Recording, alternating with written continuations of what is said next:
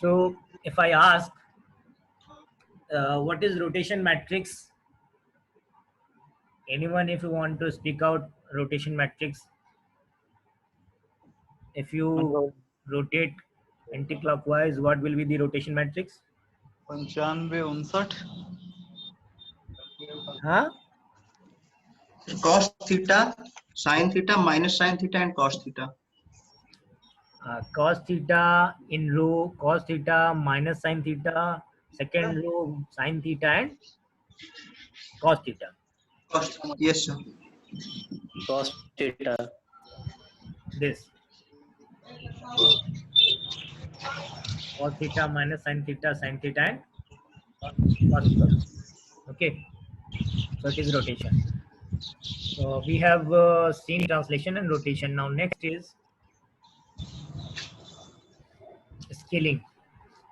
As the transformation is a combination of operations or operations, we can say that governs the concept of position change, orientation, that means root angle change, and the size.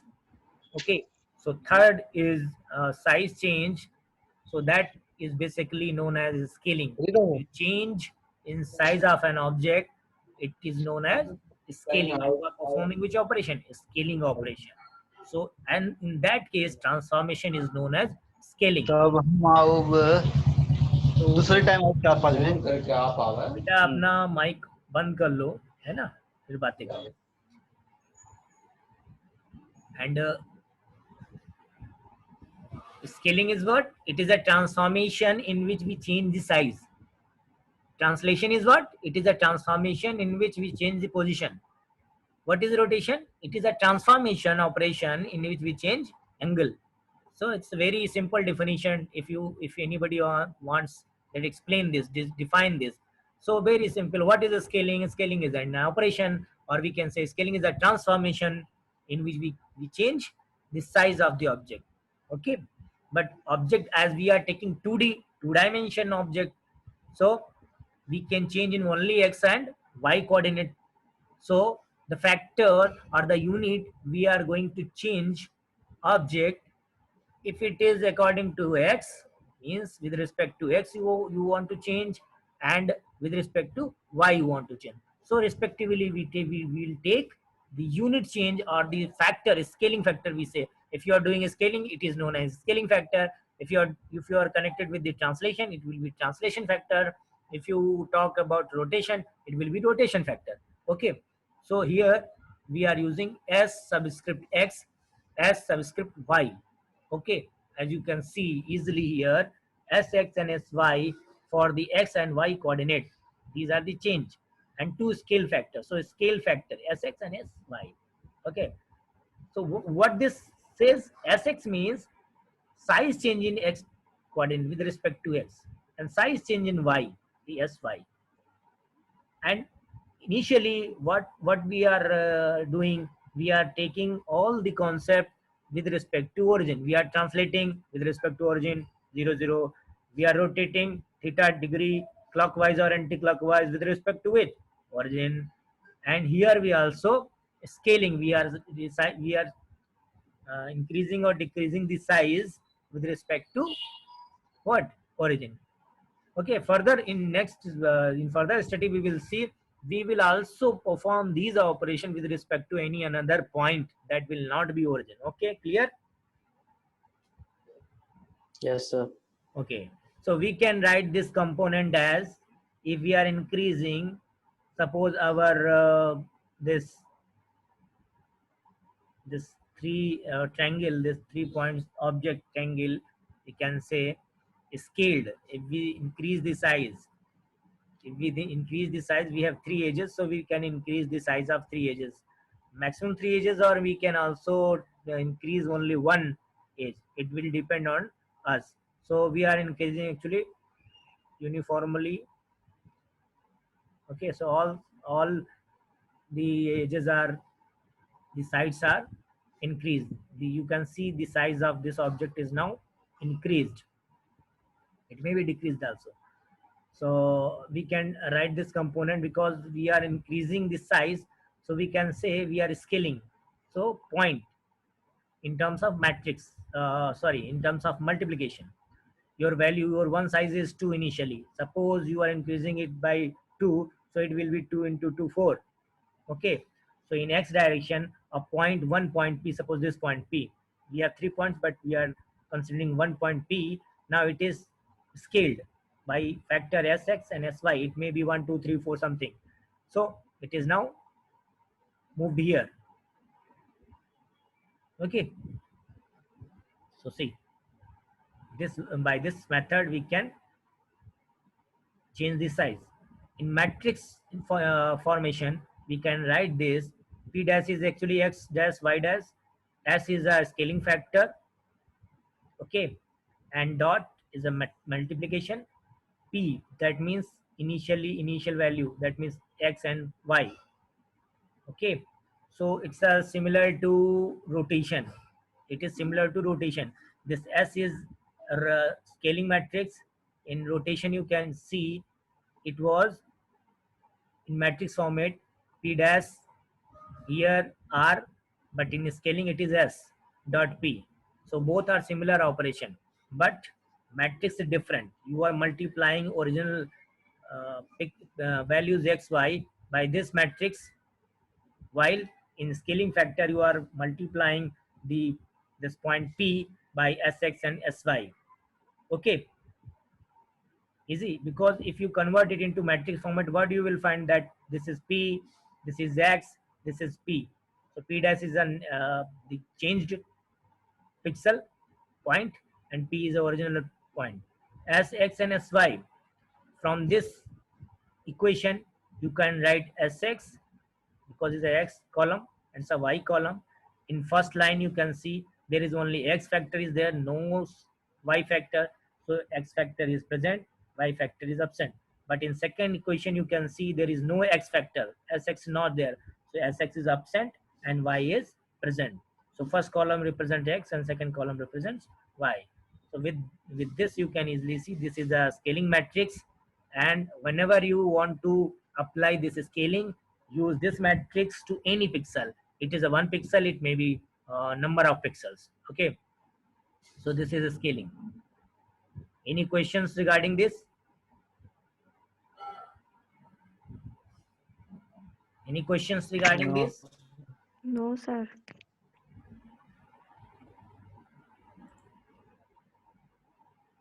किसी को कोई question पूछना तो नहीं? कोई response करो भाई, समझ में आ रहा है कि नहीं आ रहा है? You can सर write, एक बार फिर से रिपीट कर दीजिए. रिपीट कर देते हैं. गुड. तो हम रिपीट इस तरह करते हैं, एग्जांपल ले लेते हैं, and then through this example I will try to okay sir. repeat it. Suppose if the scaling factor are in between 0 to 1, these are the conditions we are going to apply. Example is this: you have 2 comma 5. This point 2 comma 5 you have. This is 2 comma 5. Okay, 2 comma 5 is the point. What you have to do? You have to scale this point by factor. In x direction you can change it by 0.5. In y direction you have to change it what? 0.5. So it's a uniformal scaling. Uniform scaling is this. So what you are doing, you are multiplying this x factor 2 with 0.5. If you are multiplying 5 with 0.5, it will get what? You will get 2 into 0.5. What will be the value? 1. Okay, take it. It was first 2, but you will get what? 1. So it will come here at 1, because it may be 2 and it will now 1. 1. Okay, and in 5 into 5, 2.5. 2.5. you can see this is y axis and it is at 5. So it will be at between, see it's a 5, so 2.5 is near about this. So new position of this point will be this. Okay. Okay sir. Similarly for this and this point, because you have given only 1 point, 2.5, this point, you have 3 points. So apply this sx and sy to each and every point. So you will get new triangle. You have a triangle. If you apply this on complete object, that means to all the points, you will get the size, new size of the this object. Since you are applying with this we can say origin, with respect to this origin, that's why it's also uh, size is changed, but you can also feel that is also translated. First, Yes, sir. this point is at 2 comma 5. Now the p dash is at 1 comma 2.5. Clear? Yes, sir. So scaling is generally is we say, if you see this graph, this pic, that your size, your this object is this size is small, but after scaling you will get what size is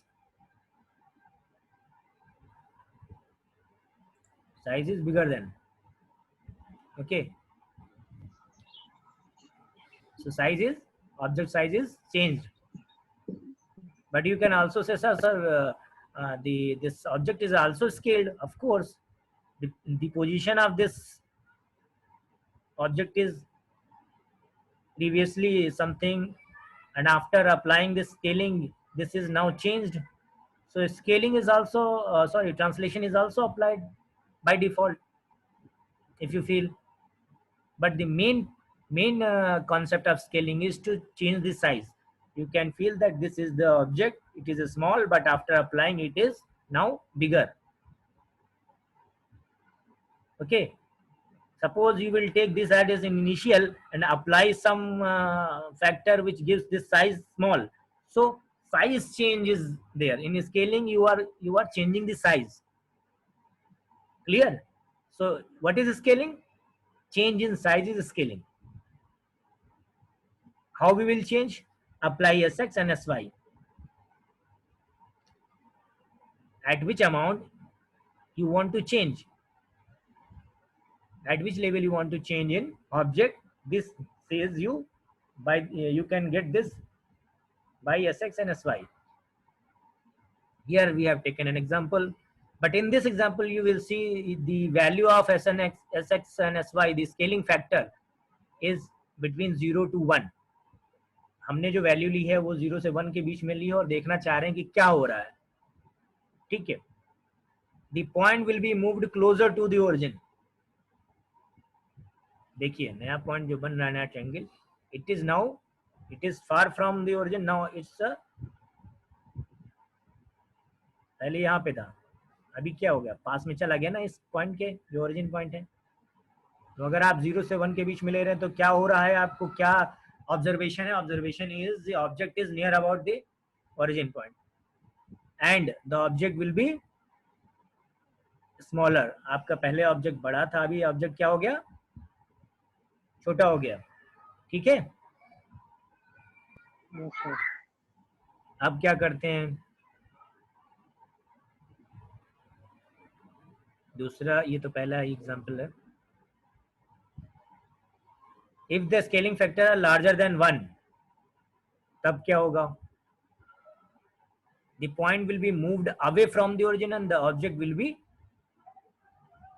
larger. So if you are changing the size, changing in size means what? Your object may be smaller, your object may be larger. So in which condition it will be smaller? If you are taking the scaling factor between 0 to 1, it will become smaller. But if you are selecting Sx and Sy more than 1, you will get the size of the object is now increased and the object moves away from the origin. Clear? Yes, sir. Yes, sir. Here in this case we are taking the value of Sx and Sy more than 1. So take 2. You can take any value. So 2 into 2 it's a 4, 5 into 2 it's a 10. So new value of point P will be 4 comma 10. So you can see it is a 2 comma 5, it will be 4 comma 10. So this point will increase or shifted here. Similarly, other points will shifted, and the distance of the object, this original object is now changed and it is far away from origin. ये origin से दूर चला जाएगा. But साथ साथ में क्या होगा, ये इंक्रीज कर जाएगा, साइज इंक्रीज कर जाएगा. सो स्केलिंग क्या है? स्केलिंग इज ऑपरेशन इन विच हम ऑब्जेक्ट को छोटा या बड़ा कर रहे हैं, साइज चेंज कर रहे हैं. छोटा कब होगा? जब हम वैल्यू स्केलिंग फैक्टर की वैल्यू 0 से 1 के बीच में लेंगे तो साइज छोटा होगा और ओरिजिन के नजदीक जाएगा.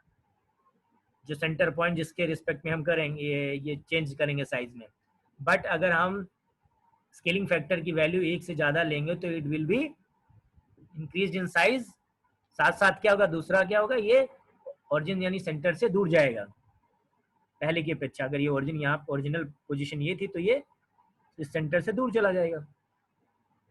ठीक है, स्केलिंग फैक्टर समझ में आया? स्केलिंग फैक्टर क्या है? स्केलिंग एक्स और एस वाई क्या है? ये एक्स और वाई डायरेक्शन में साइज चेंज है. कितना फैक्टर से आप चेंज करना चाहते हो. आप ये समझ लो कि आप ये साइड जो है इसको छोटा करना चाहते हो तो नॉर्मल सी बात है, आप मल्टीप्लाई करोगे इस पॉइंट को, इस 2 या 5 को, कि ऐसा है कि ये छोटा हो जाए. तो उसके लिए आपको पॉइंट के बाद की वैल्यू लेनी पड़ेगी. सपोज 0.5, 0.25, 0.3, 0.9 इस तरह से, ताकि ये स्मॉल हो जाए. ठीक है. और अगर आप 1 से ऊपर वैल्यू लोगे तो नॉर्मल सी बात है, ये अगर एक वैल्यू से मल्टीप्लाई करोगे तो ये इटसेल्फ 2,5 ही आएगा. 2 into 1, 2 into 1, 2, 5 into 1, 5. तो ये साइज इससे ज्यादा ही रहेगी. स्केलिंग फैक्टर 1 का मतलब क्या है? स्केलिंग फैक्टर आपने 1 1 ले लिया, इसका मतलब है आप कोई चेंज नहीं कर रहे हो. If I ask I am going to take sx equal to 1, sy equal to 1, that means the position और the size will not change. हर एक पॉइंट अपनी वैल्यू उसकी आएगी. 2,5 को 1 से मल्टीप्लाई करोगे तो 2,5 ही आएगा. तो इसलिए उसमें कोई चेंज नहीं आएगा. तो ये कंडीशन आप बोल सकते हो कि in which condition what the scaling factor we will take so that our object will not change in size. तो आप क्या कह सकते हो? हम स्केलिंग फैक्टर 1 ले लें तो हमारा साइज में चेंज नहीं आएगा. Okay, clear? Yes, sir.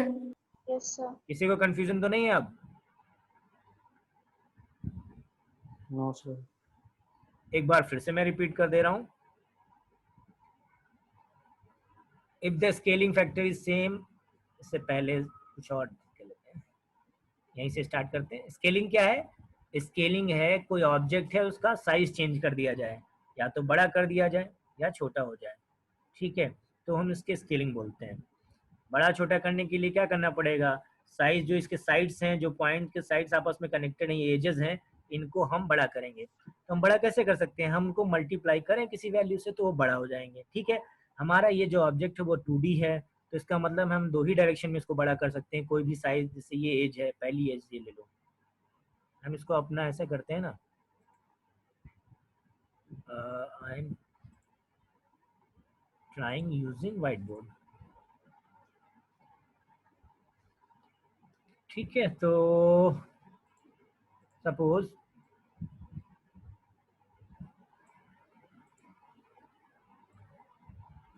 we have this sort of some object, okay, like rectangle or square. We have this. If I say, without applying any method, if I ask you that do you have what you will apply to decrease the size of this? Suppose it is now 4.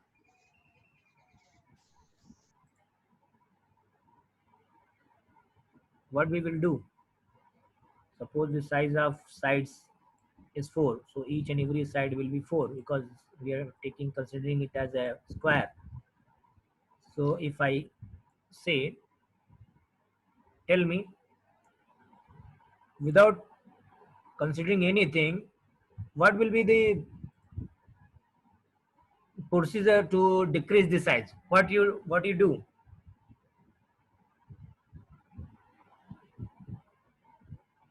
What you do?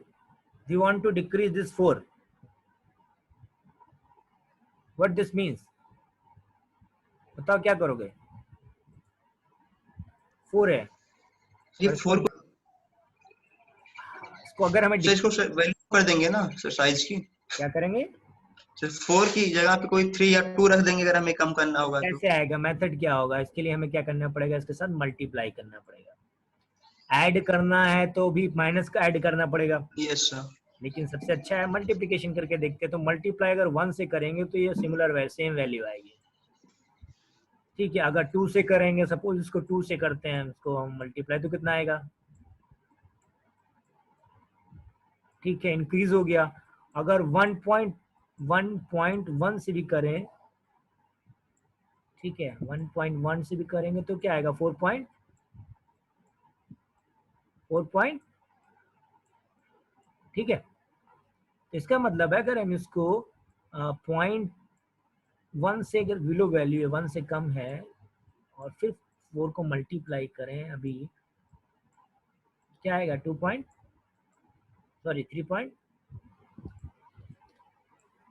ठीक है ना।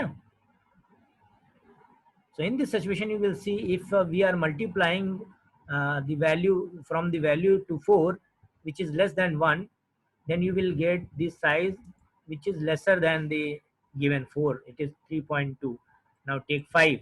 If you multiply this 4.4 equal to 0.5 into 4, it will be 2.0 ठीक है। 0.5 into 4 means what, 2. So size will be decreased. That means scaling, you want to change the size. Either you want to increase the age or decrease the age. So only two things are there. Operation is same, you apply multiplication, but if you are multiplying with the point values lower than 1, you will get smaller values. Okay, if you are multiplying with the values which is greater than 1, अगर एक से ज्यादा वाली value, एक से number बड़ा है और उससे मल्टीप्लाई कर रहे हो, तो आपका जो पहले दिया है ओरिजिनल साइज है उससे बड़ा साइज मिलेगा, ठीक है। लेकिन अगर आप एक से कम यानी 0.5 0.8 इस तरह से मल्टीप्लाई करोगे, तो जो आपका साइज पहले 4 था, अभी कितना है, 4 से छोटा रहेगा। तो x के रिस्पेक्ट में आप चेंज कर रहे हो, क्योंकि आपके पास प्लेन जो होगा वो कहाँ कहाँ होगा, वो क्योंकि 2D है, तो आप दो चीजों में चेंज कर सकते हो, x डायरेक्शन में चेंज कर सकते हो, y डायरेक्शन में चेंज कर सकते हो। तो x में डायरेक्शन में चेंज कर रहे हो, यही चीज मल्टीप्लाई कर रहे हो x के साथ, तो एस एक्स बोला जाएगा। अगर आप y फैक्टर में यानी y कोऑर्डिनेट में चेंज कर रहे हो, तो ये एस वाई बोला जाएगा, ठीक है ना। क्लियर है, क्या टारगेट है, स्केलिंग कहता है कि x डायरेक्शन में और y डायरेक्शन में हमको या तो साइज छोटा करना है या बड़ा करना है। साइज छोटा बड़ा करने के लिए क्या करेंगे, मल्टीप्लिकेशन कर सकते हैं। अगर एक से ज़्यादा वैल्यू लेंगे तो साइज बढ़ जाएगा पहले से, अगर एक से छोटी वैल्यू से मल्टीप्लाई करेंगे ओरिजिनल साइज को, तो वो छोटा हो जाएगा। सिमिलर 1 से मल्टीप्लाई करेंगे तो कोई चेंज नहीं आएगा, ठीक है। दूसरी चीज़ है, जो भी ऑब्जेक्ट है अगर उसको यूनिफॉर्मली यानी हर डायरेक्शन में बराबर चेंज करना है, यानी इंक्रीज करना है या डिक्रीज करना है, तो आपको एस एक्स और एस वाई बराबर लेना पड़ेगा, इक्वल लेना पड़ेगा। तो इसे बोलेंगे यूनिफॉर्म स्केलिंग, यानी आपने वाई और एक्स डायरेक्शन में बराबर इसको इंक्रीज या डिक्रीज किया है, ठीक है। अच्छा, अभी और क्या करना है, अभी आपको अब आपको एक काम करना है कि आपके पास एक ऑब्जेक्ट है, ठीक है, जिसकी वैल्यू आपके पास 4 है, और ये स्क्वायर जैसा हमने मान लिया था कि इजी रहे, ठीक है। इसको मैथमेटिकली यानी कि बाय सीक्वेंस मेथड में कैसे सॉल्व करेंगे, पहले तो इनके कोऑर्डिनेट ABCD देख लेंगे, पॉइंट्स क्या है, पॉइंट्स के कोऑर्डिनेट चेक कर लेते हैं। 2.2 यहाँ यूज कर लो, 2.2 ये हो जाएगा 4.2D, ठीक है। ये 4 है तो 4.2 तो नहीं होगा, 6,2, okay, this is 6 and here it will be 6,6, clear। So it is 2,6। तो आपके पास ये चारों पॉइंट मिल गए ABCD, ये आपका क्वेश्चन दिया हुआ है। अब वो कह रहा है कि भाई इसका साइज इंक्रीज कर दो, इसको कितना कर दो, इसको कर लो आप 8x8 का, आपका टारगेट 8x8 करना है, ठीक है। क्लियर? क्लियर है ना? Yes, sir. 8 करने के लिए क्या करना पड़ेगा? Yes, आपका sir. साइज 2 4 से है, इधर मल्टीप्लाई 8 करना पड़ेगा, तो किससे मल्टीप्लाई करो? 2 से 2 से मल्टीप्लाई करोगे, ठीक है। तो अच्छा, ये दोनों डायरेक्शन में देखो, अभी साइज इसका y का 6 कर लो, 8 मत करो, तो थोड़ा और आपको समझने में आसानी रहेगी। कहाँ गया इरेजर?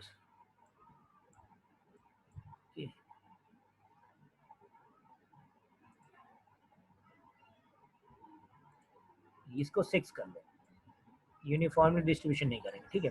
तो x डायरेक्शन में हम कितना मल्टीप्लाई करें? 2 से। अच्छा, और पहले y डायरेक्शन में ओरिजिनल क्या था? 4 था, और इसको 6 करना है, तो कितना मल्टीप्लाई करना पड़ेगा? 1.5 1.5. पॉइंट 1.5 1.5. 1.5, 5 तो 6 आ जाएगा। तो आपका x डायरेक्शन में आपने क्या स्केलिंग फैक्टर लिया है? 2 2, तो sx क्या हो गया? 2 और sy क्या होगा? 1.5, 5 तो sx हो गया 2 और sy हो गया 1.5, ठीक है। ये तो हमने जिस तरह का एक नॉर्मल वे है अपना, उस तरह से हमने यूज कर लिया, ठीक है, कि हमारा टारगेट ये था, पहले ये साइज था, अब ये साइज है, ठीक। तो ये Yes, क्वेश्चन sir. आपने कर लिया, आपको स्केलिंग फैक्टर मिल गया। अच्छा, क्वेश्चन ये भी हो सकता था कि आपका ओरिजिनल जो ऑब्जेक्ट है this, in which only the coordinates are given, अगर आपको कोऑर्डिनेट गिवन है तो भी आपको साइज पता चल जाएगा ना भाई। अगर दिया a 2,2, 6,2 d, c is 6,6, 2,6 is b, then you can also calculate the size of the edges. Okay, a is 2,2, b is 2,6, then you can find from here that y change is 4, 6 minus 2 is 4, so in this direction it is 4. And with respect to x, this a to d, if you find the change that 2 और 6, तो 6 और 4, 6 और 2 के बीच में कितना difference है, तो x में कितना चेंज है? 4, तो साइज भी आप पता लगा सकते हो, ठीक है। तो अभी आपको क्या करना है, आपको क्वेश्चन ये दिया हुआ है कि coordinates of the object is given this and scaling factor, यानी आपको x डायरेक्शन में 2 यूनिट चेंज करना है फैक्टर, और y डायरेक्शन में किस रेशियो से चेंज करना है? 1.5 फैक्टर से चेंज करना है, ठीक है। तो आप क्या करते, हर एक पॉइंट को मल्टीप्लाई कर देते, 2x को 2 से और y को जो भी कोऑर्डिनेट है उनको 1.5 से, तो आपको ये नया साइज मिल जाता, ठीक है। कुछ क्लियर हुआ? बताओ भाई, कुछ हाँ ना बताओ तभी तो पता चलेगा। हैं? नहीं बताओगे? गुस्सा हो, नहीं बताओगे क्या? अरे भाई बोलो, रिस्पॉन्स करो। चलो यही क्वेश्चन पहले पढ़ो। You have only no size is given, this is not given, this 4 is not given, 4 is not given, and I am changing the value this and this, okay. Listen carefully, the question is 6 rather than 6, it is 8, 2,8, and it is 2,6, 6. Okay, clear?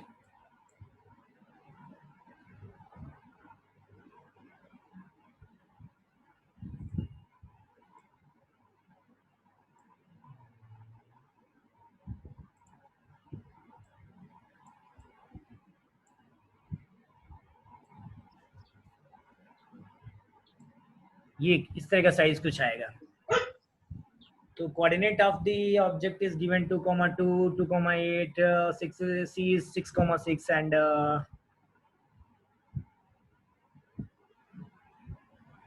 d is 6,2. Apply sx and sy 2 and 1.5. What will be the size or new size of the object बनाओ जल्दी से, कर पाओगे कि नहीं? बहुत easy है।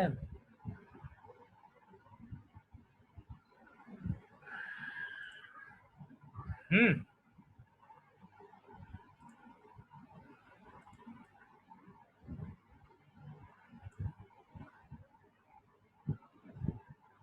वो बताएगा। ए के 4,4 हम्म, ए पॉइंट का 4,4 होगा सर। 4,4 हो गया, गुड। और बताओ। सर डी का 12,4। डी का 12,4, तो ए कितना है? 4, hello 4,3 4,3. So a dash is a becomes a dash. A Yes, dash sir. is 4,3. 4,3 ठीक है, d dash क्या होगा? सर 12,3 12,3. ओके, b क्या होगा? b dash 4,12 12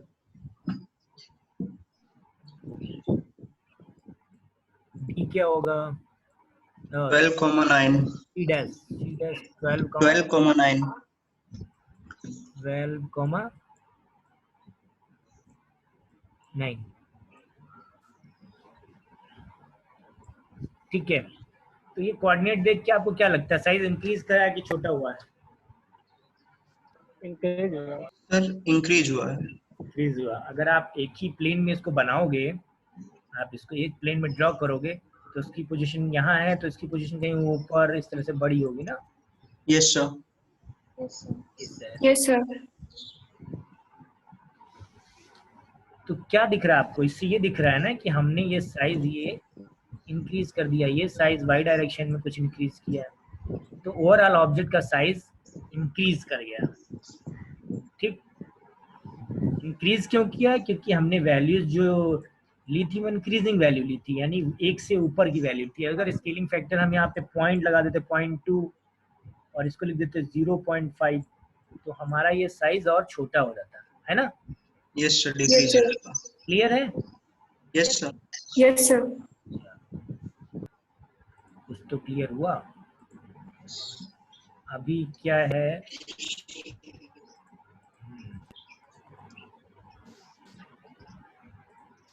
आ गया स्केलिंग फैक्टर, दिख रहा है ना स्केलिंग।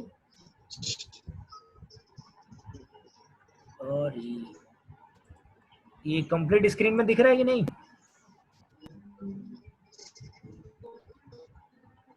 Yes sir. तो भाई मैंने इतनी बार इसको रिपीट कर दिया, मुझे लगता है आपको तो अब तो ये रिमेम्बर हो गया होगा कि स्केलिंग क्या है। स्केलिंग है change in size. Change in size का मतलब हो गया उसके आकार को चेंज करना है, मतलब छोटा करना है या बड़ा करना है, दोनों चीजें हो सकती हैं। और वो एक्स और वाई के रिस्पेक्ट में होगा। अगर जेड डायरेक्शन होगी तो एक्स वाई जेड तीनों में, 3D में अगर बात करी जाएगी तो तीनों में चेंज करेंगे, S X S Y S Z. और अभी 2D की बात कर रहे हैं, तो एस एक्स और एस वाई क्या है, एक्स डायरेक्शन में साइज चेंज है और वाई डायरेक्शन में साइज चेंज है। बट अगर हम ये साइज चेंज की वैल्यूज, क्योंकि हम मल्टीप्लाई कर रहे हैं, ये इंक्रीज और डिक्रीज करने के लिए हम क्या कर रहे हैं, उस पॉइंट से या उस साइज को, ओरिजिनल साइज को हम मल्टीप्लाई कर रहे हैं किसी वैल्यू के साथ। तो अगर हम मल्टीप्लाई कर रहे हैं और मल्टीप्लाई करने के लिए जो वैल्यू ले रहे हैं, that value is between 0 to 1, between, ठीक है, एक से छोटी है और 0 से बड़ी है, तो अगर पॉइंट में वैल्यू ले रहे हैं तो वो साइज छोटा हो जाएगा। लेकिन अगर हम एक से ज्यादा लेंगे तो वो क्या हो जाएगा, साइज बड़ा हो जाएगा। तो हमारे पास दो टारगेट है, तो डिक्रीज साइज छोटा करें या बड़ा करें। छोटा करने के लिए हम क्या करेंगे, पॉइंट में वैल्यू लेंगे एक से कम, और अगर बड़ा करना है तो हम एक से बड़ी कोई भी वैल्यू ले लेंगे, 1.1, 1.2, 1.3, कुछ भी। ठीक है। अच्छा, ये चेंज करेंगे तो क्या क्या होगा, अगर हम 0.5 लेंगे, यानी पॉइंट कुछ समथिंग 0.0 से कम पॉइंट में लेंगे, तो इसका मतलब हम साइज छोटा कर रहे हैं, लेकिन साथ साथ में हम सेंटर की तरफ मूव करेंगे, यानी सेंटर की तरफ वो मूव हो जाएगा, ट्रांसलेट हो जाएगा। लेकिन अगर हम एक से वैल्यू ज्यादा लेंगे तो साइज बढ़ेगा और उसके साथ साथ क्या होगा, वो ऑब्जेक्ट जो है वो ओरिजिन से दूर जाएगा, ट्रांसलेट हो जाएगा दूर, इट मूव फार अवे, ठीक है। In first case if you are taking the value lower than 1, that means from 0 to 1, in between your object moves closer to origin and object will become smaller. And in other case, if you are taking value larger than 1, the size of the object will becomes larger and it moves far away, moves away to the origin point. Okay, दोनों case आपको दिख गए। ये original object है, अगर हमने इससे value कम ली है तो ये छोटा हो गया और इस ओरिजिन की तरफ दिख रहा है, और अगर वैल्यूज एक से बड़ी ली हैं तो ये साइज बड़ा हो गया और ये इस ऑब्जेक्ट के रिस्पेक्ट में इस ओरिजिन से दूर है, ठीक है। अच्छा, यूनिफॉर्मली स्केलिंग मैंने क्या कहा कि अगर हम एक्स और वाई डायरेक्शन में इक्वली साइज को इंक्रीज या डिक्रीज करते हैं तो हमारा स्केलिंग कैसा होगा, that scaling is uniform scaling. The scaling in which we are taking scaling factor equal, that scaling is uniform scaling. Any transformation in which we change the size equally, uniformly, it is known as uniform scaling, ठीक है। only change in size। अभी देखो क्या होता है, अगर हम different लेते हैं, जैसा अभी हमने अपने पिछले एग्जांपल में लिया था जो हमने विंडोज पे ड्रॉ किया था व्हाइट बोर्ड पे, हमारा ये एक ऑब्जेक्ट है गिवन और उसका पॉइंट एक P 1.3 है, हम यहाँ पे 1.2 लिया हुआ है, यहाँ पे 1.3 दिया, देखो क्या है, तो 1 अगर इसमें 2 और 5 से मल्टीप्लाई करेंगे, ठीक है, आप एज्यूम करो आपका ये 0.2 है, 1.2, 2 into 1 2, 2 into 5 10, तो ये पॉइंट P कहाँ चला जाएगा, P डैश पे, ठीक है। देखो अभी ये स्क्वायर जैसा लग रहा था लेकिन इसका अभी जो स्ट्रक्चर बन गया है, क्योंकि स्केलिंग फैक्टर डिफरेंट है, ये 2 है और ये 5 है, मतलब x डायरेक्शन में 2 का मल्टीप्लाई होगा और y डायरेक्शन में 5 मल्टीप्लाई होगा, तो y डायरेक्शन में ज़्यादा बढ़ेगा और x डायरेक्शन में ज़्यादा नहीं बढ़ेगा। तो यहाँ पे यूनिफॉर्म स्केलिंग है, यहाँ पे यूनिफॉर्म स्केलिंग नहीं है, पहले स्क्वायर था, ये स्क्वायर है, अभी क्या रेक्टेंगल बन गया, ठीक है। तो पहले के केस में साइज को चेंज करके दिखा रहे थे, अभी क्या हो रहा है, साइज और शेप दोनों चेंज हो रहा है। देखिए साइज तो इंक्रीज कर ही रहा है जो पहले भी हो रहा था, बट अभी क्या है, पहले स्क्वायर था, अभी क्या होगा, रेक्टेंगल हो गया। और यूनिफॉर्मिंग करोगे तो क्या होगा, शेप से चेंज नहीं होगा, शेप पहले स्क्वायर था तो बाद में भी स्क्वायर रहेगा, तो इसमें कोई बहुत बड़ा इश्यू नहीं है, ठीक है ना। अब ये समझ में आया आप लोगों को? Yes, sir. तो हमने अभी तक क्या क्या पढ़ा, ट्रांसलेशन पढ़ा, हमने रोटेशन पढ़ा, फिर हमने स्केलिंग पढ़ा। ये क्या है, ये बेसिक फैक्टर्स हैं, ये मतलब बेसिक ऑपरेशंस माने गए हैं। अच्छा, उसमें भी बेस क्या है, ट्रांसलेशन और रोटेशन मेन है, क्योंकि आप स्केलिंग परफॉर्म कर रहे हो तो आपका ट्रांसलेशन परफॉर्म हो जा रहा है,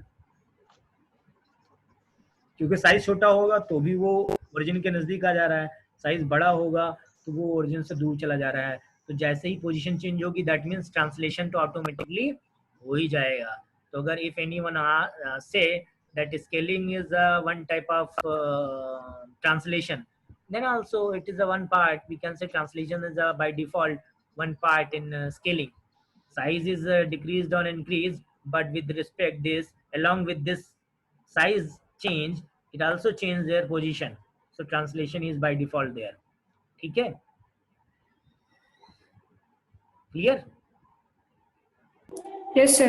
अब हम आगे मूव करते हैं और देखते हैं कि भाई क्या इन सब के मिक्सिंग से, जैसे अभी मैंने कहा scaling is a size change और ट्रांसलेशन बाय डिफॉल्ट हो जा रहा है, ठीक है।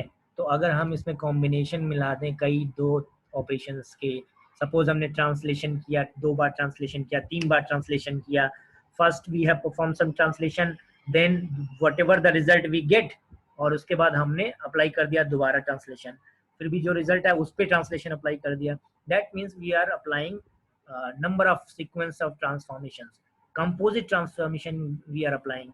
If 2 successive translation in case it is two successive translation, मतलब एक translation किया और उसके बाद दूसरा translation हमने perform कर दिया. We can also perform 2 rotations sequentially. First rotation on P, and after getting the point, the resultant, we will again apply the rotation. So 2 times rotation. And scaling, 2 times scaling. First apply with this scaling factor, and whatever result we get, उस result पे क्या करेंगे, we apply with the again the next scaling factors के through हम उसको apply करेंगे. तो ये आपके स्केलिंग फैक्टर्स के कंपोजिट ट्रांसफॉर्मेशन कहलाएंगे. ठीक है ना. हम क्या कर रहे हैं, सक्सेसिव ट्रांसलेशन कर रहे हैं या सक्सेसिव रोटेशन कर रहे हैं.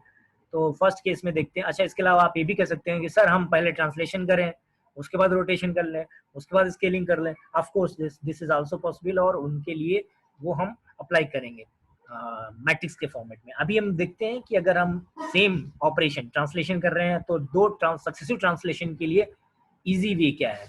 एक तरीका तो ये है कि पॉइंट पे पहले ट्रांसलेशन कर लें. सपोज हमारे पास ट्रांसलेशन फैक्टर है Tx1 एंड Ty1. ठीक है, यानी x डायरेक्शन में कोई फैक्टर 3 और y डायरेक्शन में कोई फैक्टर 3 सपोज करो, और आपके पास कोई पॉइंट P है. तो आप क्या करोगे, उसको ट्रांसलेशन करने के लिए आप उसमें Tx एंड Ty ऐड कर दोगे. ठीक है, जो रिजल्ट आएगा उसमें फिर क्या करोगे, आप फिर दूसरा पॉइंट ले लोगे जिसके रिस्पेक्ट में आपको ट्रांसलेशन करना है. ठीक है, इसको हम थोड़ा आपको करके दिखाते हैं व्हाइट बोर्ड पे. ठीक है,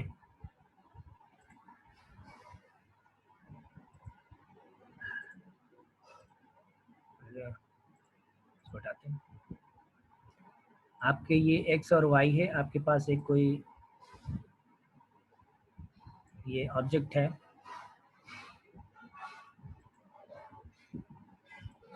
ये दो ऑब्जेक्ट. ठीक है, ये ऑब्जेक्ट में भाई केवल स्क्वायर या रेक्टेंगल मानना है. अभी हम क्या कर रहे हैं, x डायरेक्शन में इसको हम Tx2 और Ty सपोज को ले लेते हैं 2. ठीक है, ट्रांसलेट करते हैं.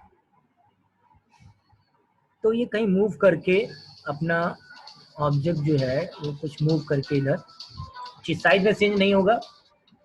एक मिनट बेटा.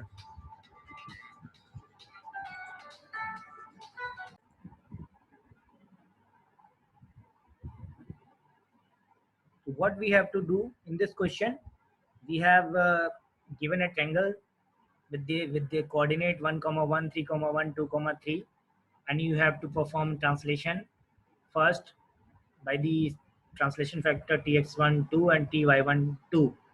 And after getting the result, you again apply translation by the factor translation factor Tx2 equal to 1 and Ty2 equal to 2. And what you have to show, you have to first apply the first translation by 2, 2, and then the successive translation 1, 2. You will get 3 figures, and in next case add these Tx1 Tx2, you will get 3, Ty1 Ty2, you will get 4, and apply 3 and 4 to get the translation. So in this case you will be 2 result, 2 figure, and this third figure and in this second case second figure will be the same. You have to do this. Have anyone done this? Yes, sir. So Yes, sir.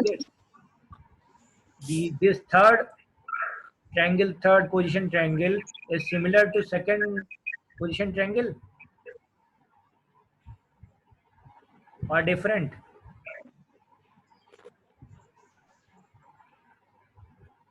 If you are applying separately or combinedly, you are getting same result or different.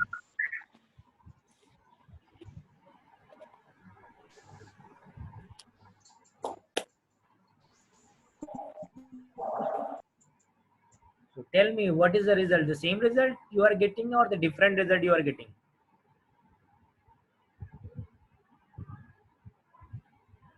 Tell me, anyone.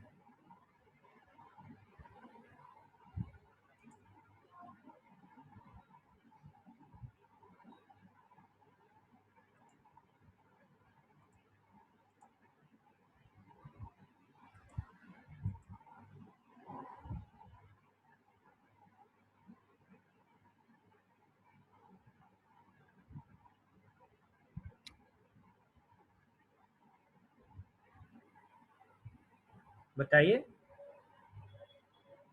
क्या result आया?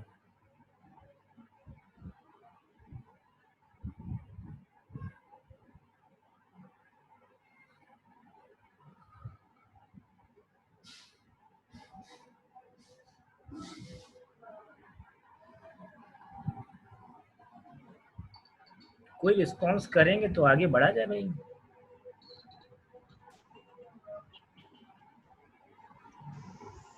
Sir first का ए का 4-5 आ रहा है, हम्म,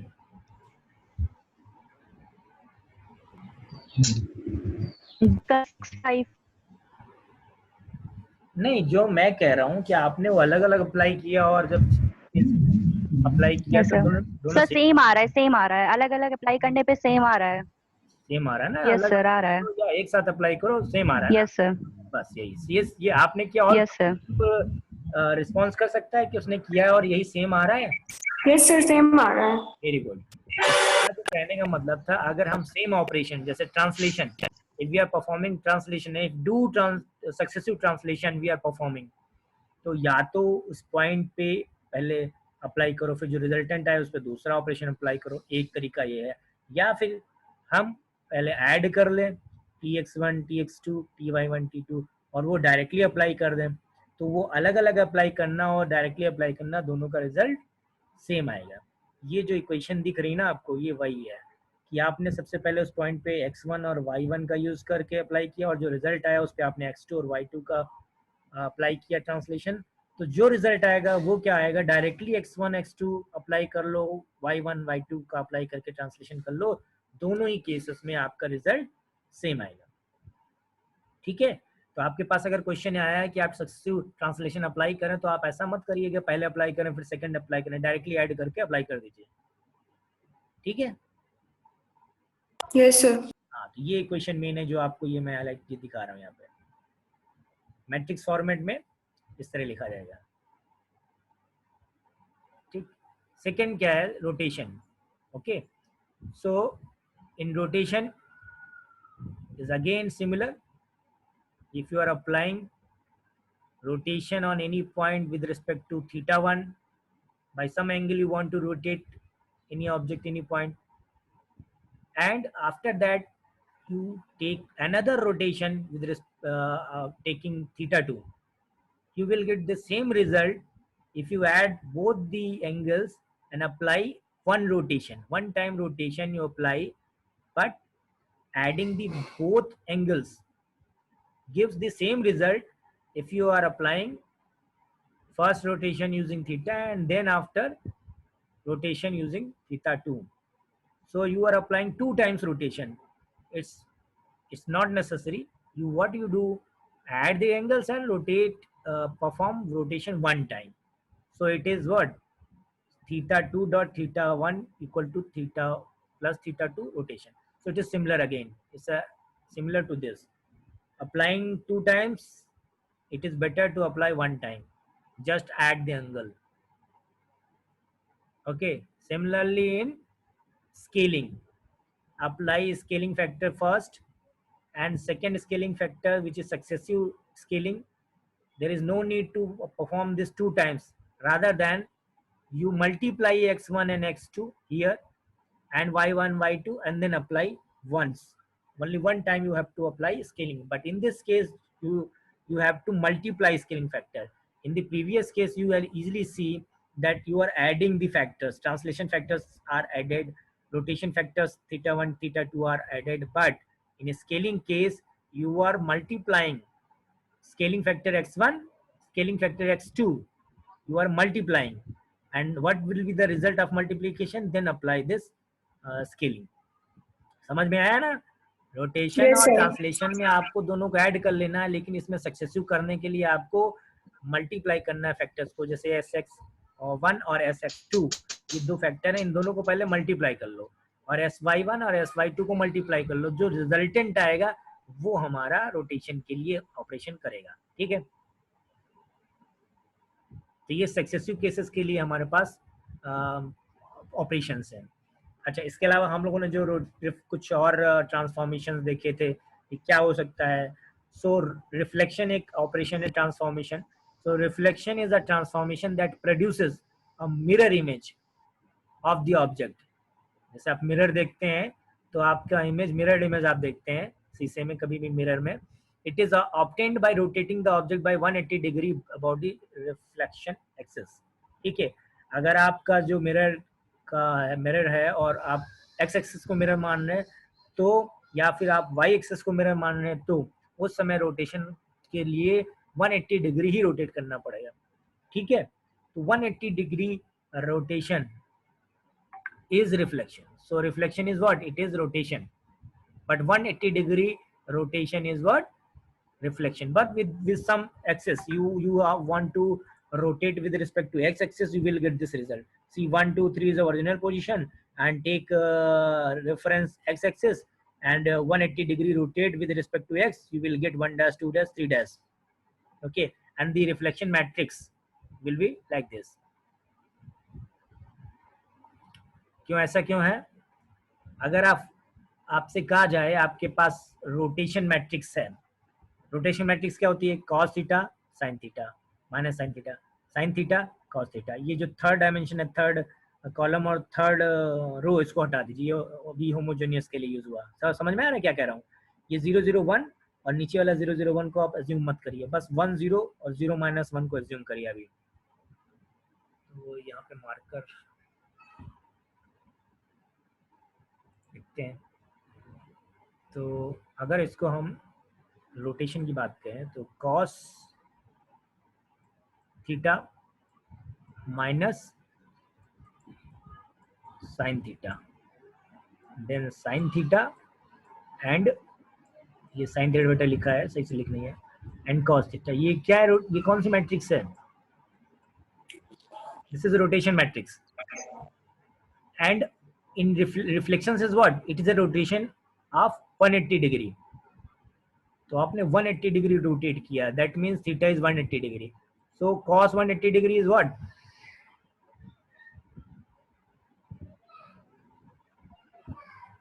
Tell me anyone, cos 180.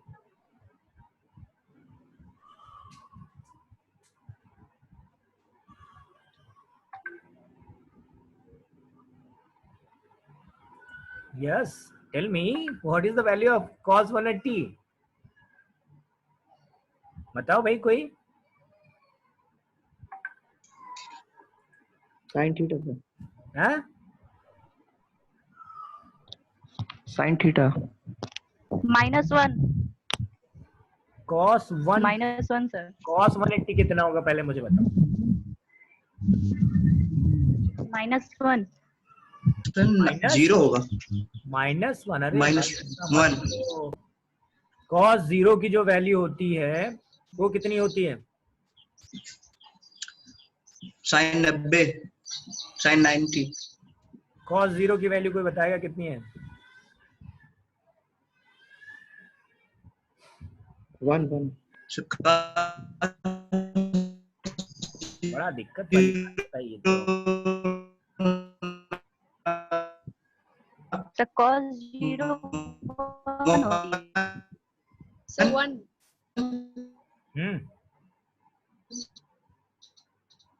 1 sir. 1 होती है. तो और cos 0 1 होता है और cos 180 क्या होता है? cos 0 का माइनस में रिप्रेजेंटेशन होता है, so it will be -1. Sir -1. Sir. Very good. और cos, सर वही बताया. बिल्कुल सही बताया था, बाकी लोग कंफ्यूज हैं, बाकी लोग नहीं बता पा रहे हैं ना. तो cos 180 होगा आपका -1 और sin 180 होगा 0. तो sin 180 0 और ये हो जाएगा 1. ठीक है, कहाँ कहाँ माइनस दिया? यहाँ पे -1 ये. ठीक है, तो आपका रिजल्ट आएगा -1 0 और 0 -1. ठीक है, पर आपने ध्यान से देखा क्या किया हम लोगों ने? यहाँ पे हम लोग इसको ले रहे हैं किस डायरेक्शन में? क्लॉकवाइज. तो हमारा एंगल कैसा होना चाहिए? -θ. तो उस टाइम क्या हो जाता है हमारा? यहाँ पे माइनस हो जाता है और ये प्लस हो जाता है. कुछ चेंज आ रहा है बेटा, कुछ गड़बड़ लग रहा है.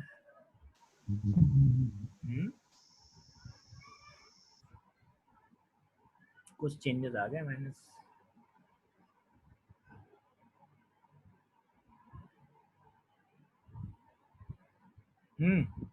कुछ चेंज लग रहा है, इसको पहले हटाते हैं।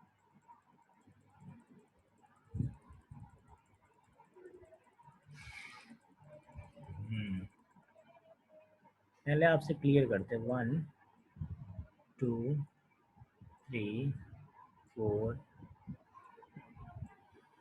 4, ठीक है 0।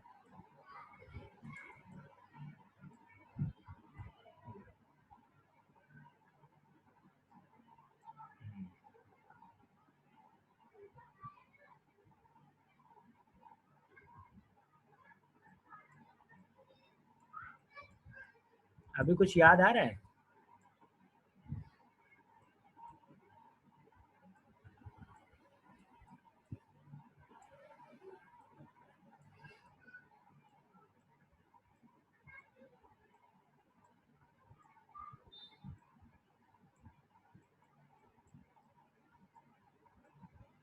अगर पता नहीं आप लोगों ने ये कभी सीखा है कि नहीं सीखा है।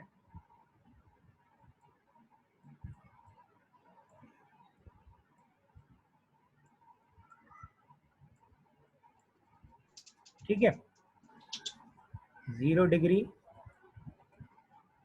30 डिग्री, तो 9th में था सीखे थे 45 डिग्री, 60 डिग्री ये and 90 degree. Okay, 9 sine yes sir. sin theta. Okay, so sin 0 is 0, sin 30 is 1/2, sin 45 is 1/√2, sin 60 3/2 और sin 90 is 1। और इसको अगर रोटेट कर दें मतलब उसकी वैल्यूज को इधर लिख देते हैं, जो ये साइन की वैल्यूज हैं इधर से स्टार्ट करते हैं 1√3/2, ये अपनी जगह पे रहेगा 1/2 0। तो कॉस की वैल्यू जाती है, मगर आप इधर से रीड करो इस तरह से साइन को, ये कॉस 0 है, कॉस 30 है, कॉस 45 है, कॉस 60 है, कॉस 90 है। So cos 0 will be 1, sine 0 will be 0। Okay, अभी आपने इसको क्लॉकवाइज डायरेक्शन में मूव किया कि एंटी क्लॉकवाइज डायरेक्शन में मूव किया। आप कॉस की वैल्यू अगर एंटी क्लॉकवाइज, ये क्लॉकवाइज डायरेक्शन है, क्लॉकवाइज डायरेक्शन में आप कैसा एंगल लोगे minus theta. So your theta is what -1 180। So your cos -180 is what, tell मी।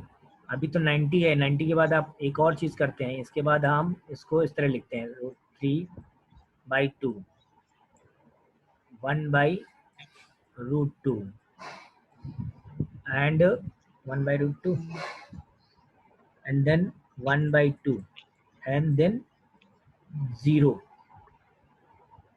ठीक है, बस केवल माइनस और प्लस चेंज करते हैं, यहाँ माइनस होगा माइनस होगा माइनस होगा। ठीक है, बट सेकेंड कोऑर्डिनेट में कॉस प्लस होता है या माइनस? हेलो,